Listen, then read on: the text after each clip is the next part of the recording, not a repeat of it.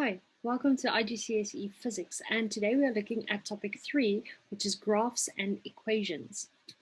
So, graphs and equations.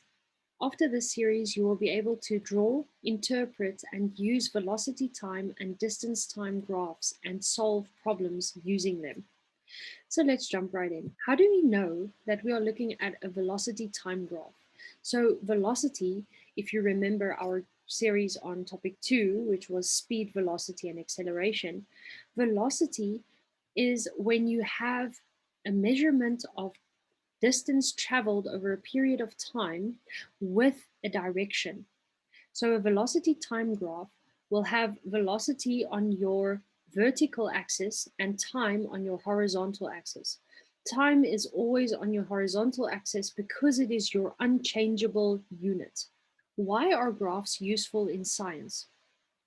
Graphs are an easy way to explain what you have found and what your results were in a laboratory experiment or in any experiment. It helps you to quantify and to visually show what you saw during your experiments. Number 3, how do we indicate uniform velocity on a graph? Uniform velocity will be a straight line which is parallel to your time, which is at the bottom of your graph. And the reason for this is because there is no change in velocity. Velocity doesn't increase or decrease, but it stays the same. Therefore, it will be a parallel line to your time axis. How do we indicate uniform acceleration on a graph?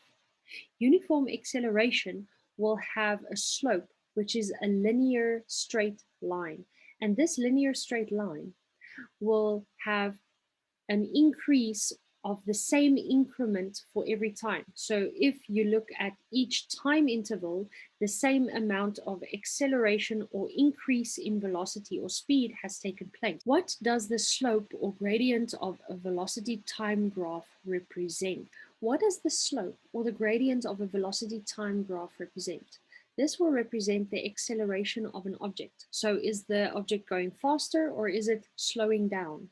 These are some examples of velocity time graphs. So you have velocity on your vertical axis and your time is on your horizontal axis.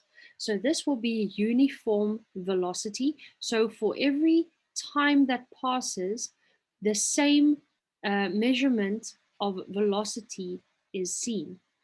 If you have velocity over time in a non-uniform acceleration, then your time increment will show a different velocity increase for every measurement. And then we also have uniform acceleration, which is an object that increases in velocity for every time that you see. So therefore, between 1 and 2 and 4 and 5 will be the same amount of velocity increase. Thank you for joining us in today's session on IGCSE Physics.